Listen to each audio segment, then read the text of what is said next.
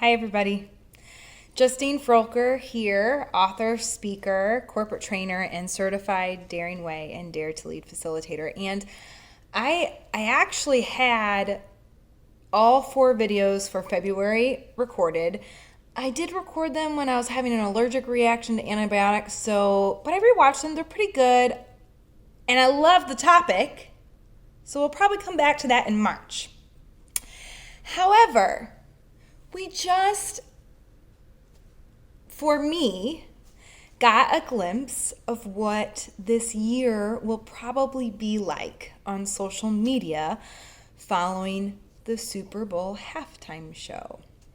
I don't know about your social media walls, but I have a lot of different people in my life from a lot of different backgrounds, which I love because I believe that the healthiest table is the most diverse table. And so following the halftime show, I had a lot of different opinions on my social media walls, and I was one of those people that posted something that got a lot of conversation. And so it has inspired a different series for February, because I do believe it was probably just a glimpse of what it's going to be like the closer we get to November.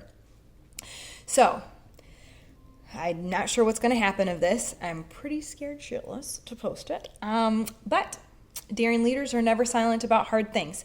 And first off, I don't discuss politics, really. I teach courage. I am not an expert in all these things. I guess I'm an expert in courage, I suppose. I simply, I'm a person who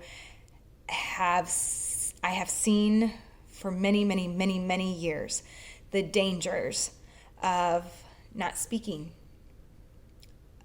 the dangers of shame, and especially in the world that we live in, the dangers of division.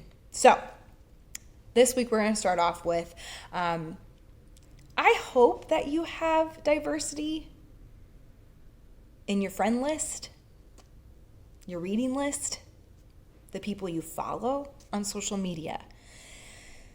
I get a little triggered when I hear and read that people are like, well, great Facebook purge, and we just purge someone based on that they have a very different opinion than we may have on something that we deem very important. And I get it. Maybe we're purging those people because they are not healthy for us, and that is extremely important. You've heard me teach before that I love social media, that I have learned how to use it in a way that I believe it was that it was invented for, that it was meant to connect us truly in true, authentic connection, that it was meant to inspire us, to make us laugh, and to help us learn and to teach. And that's what I use it for.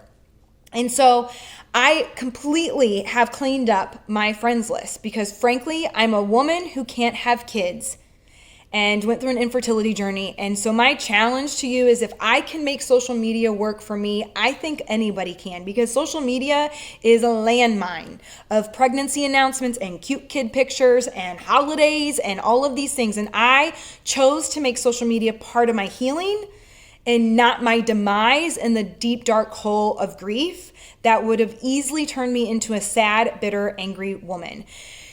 Part of that was definitely removing people or hiding them, not necessarily unfriending them, but hiding them so that I didn't see their posts. It was not because I didn't agree with their opinions. It was more so in how they express those opinions is hurtful to other people, or shaming, or really judgy, or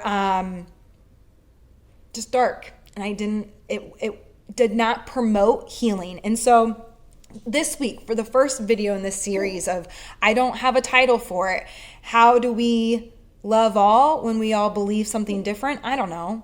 I challenge you to look at the diversity of your table. The diversity of your reading list, the diversity of your teams at work, the diversity of your leadership at work, the diversity of your church board, the diversity of your friend group. And I get it. Sometimes this is difficult. I live in St. Louis, which much to our demise is a very segregated city. And depending on what areas you live in, it's very easy to be surrounded by people who only look like you.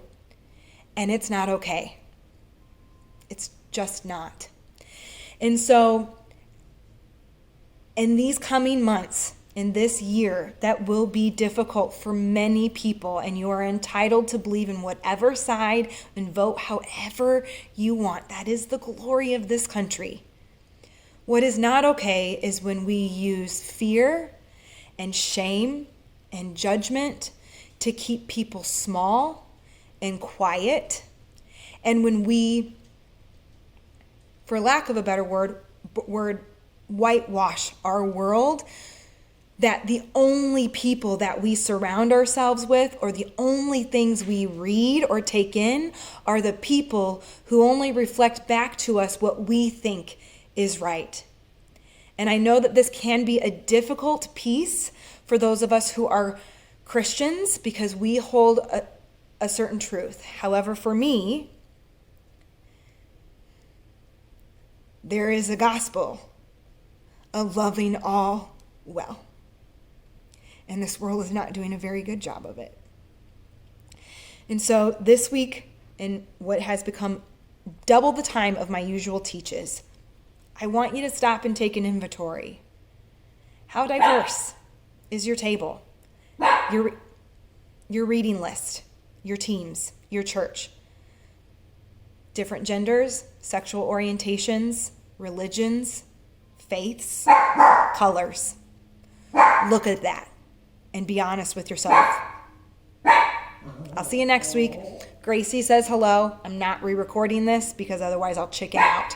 So I'll see you next week. I have a lot of resources on my website, JustineFroelker.com, Facebook, LinkedIn, Instagram, and I do a video weekly teach. So thank you for being here. I would love for you to be part of this kind, courageous conversation. So make sure to comment below, and I will see you next week.